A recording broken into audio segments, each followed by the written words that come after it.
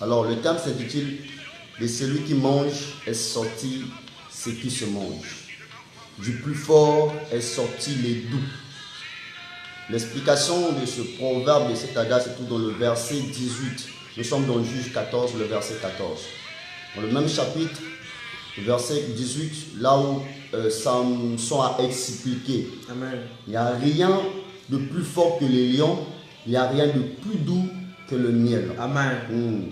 C'est ça le thème que nous allons développer ce soir. Yes. Mais moi, nous voulons seulement te dire que la chose que tu vois qui est plus fort que toi, plus dur que toi, et cette chose sortira quelque chose aussi de plus douce. Wow. Que tu aimeras, Amen. comme le miel. Amen. La même manière que le lion effraie les gens. Quand tu vois un lion, tu as peur. La même manière que ce problème-là, la même manière que cette situation te fait peur, te fait comme un lion. C'est la même manière que de cette situation-là sortira quelque chose de plus doux, comme le miel. Donc c'est un peu ça en bref. Nous allons lire quand même le verset biblique de base, le texte de base. Nous avons deux textes de base. Nous allons commencer avec le premier texte. Juge 14, le verset 14, il dit: il leur dit, de celui qui mange est sorti ce qui se mange, et du plus fort est sorti le doux. Pendant 3 jours, ils ne purent expliquer l'énigme. Amen.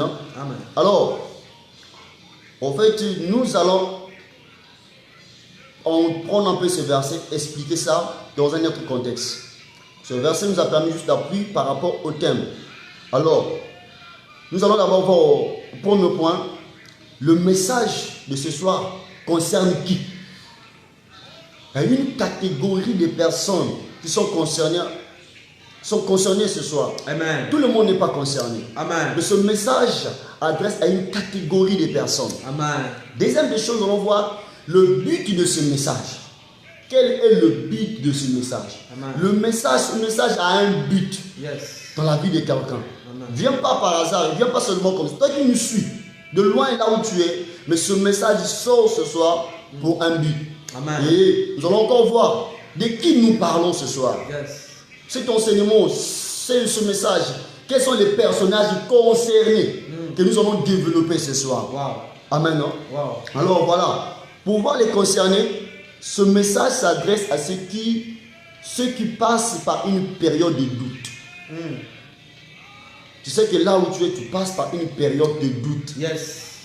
Tu dis que, est-ce que Dieu est avec moi? Oh mon Dieu. Les gens qui disent, est-ce que Dieu existe? Oh mon Dieu. Il y a des gens à cause de la douleur, ils disent, est-ce que Dieu existe? C'est-à-dire, ils ont oublié ce que Dieu a fait hier dans leur vie. Oh my God. Parce qu'il y a trop de douleur. C'est comme les disciples de Maüs.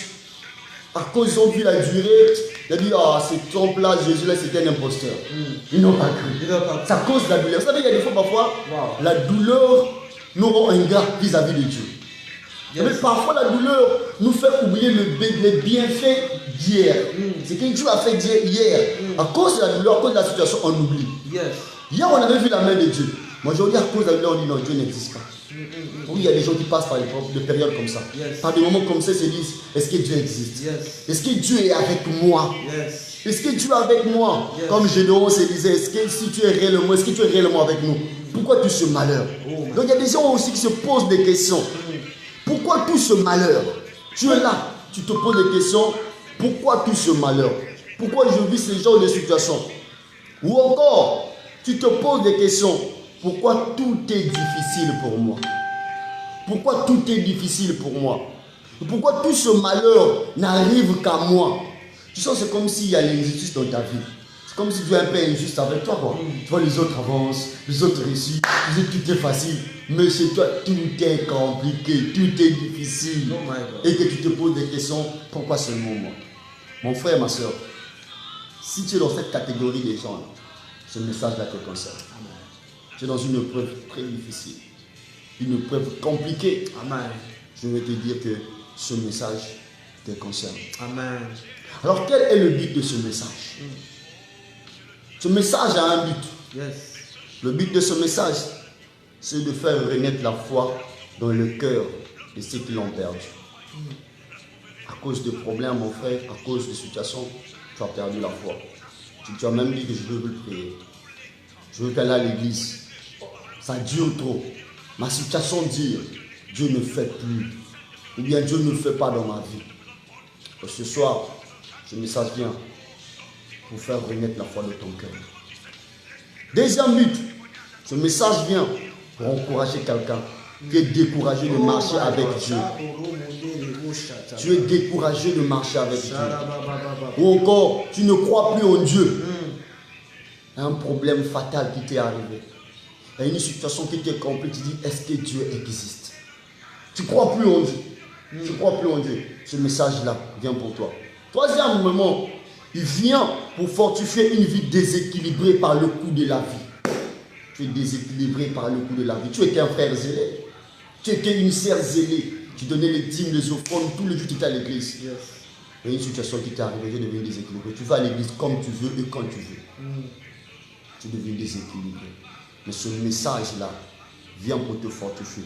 Enfin, ce message vient de dire à quelqu'un que Dieu est capable de transformer ce même malheur en bonheur. Amen. Tu vois ce problème-là, tu vois cette situation-là, Dieu est capable de les transformer en bonheur. Amen. Rien n'est fini. Tant que Dieu n'a pas encore dit le dernier mot. Amen. À l'exemple de Bathsheba. Yes. Alors, le personnage que nous allons parler ce soir, le personnage central, c'est Bathsheba. Nous allons parler de la souffrance d'une femme. Bathsheba a vécu une période compliquée. Bathsheba, qui est la femme de David, la maman de Salomon, mon frère, ma soeur, elle a passé par des moments très difficiles. Mais nous allons voir comment Dieu a changé son histoire. Dieu a extirpé de sa douleur, Dieu a extirpé de sa souffrance un bonheur. Ce qui était une douleur pour elle, Dieu l'a transformé en bien. Yes. Je prie que ce soit le cas pour toi. Oh my God. Je prie que ce soit le cas pour toi. Oh my God. Que Dieu te visite, que Dieu te console. Yes. Que Dieu te console.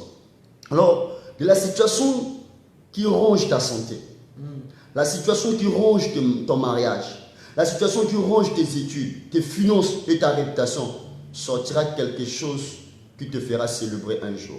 Yes. Un témoignage, une louange. Cette situation qui te fait mal, je te dis que dans cette situation sortira quelque chose que tu vas célébrer le Seigneur. Yes. On va lire la parole de Dieu dans 2 Samuel. Si tu as ta Bible avec moi, lisons dans 2 Samuel, chapitre 11, le verset 1 à 5.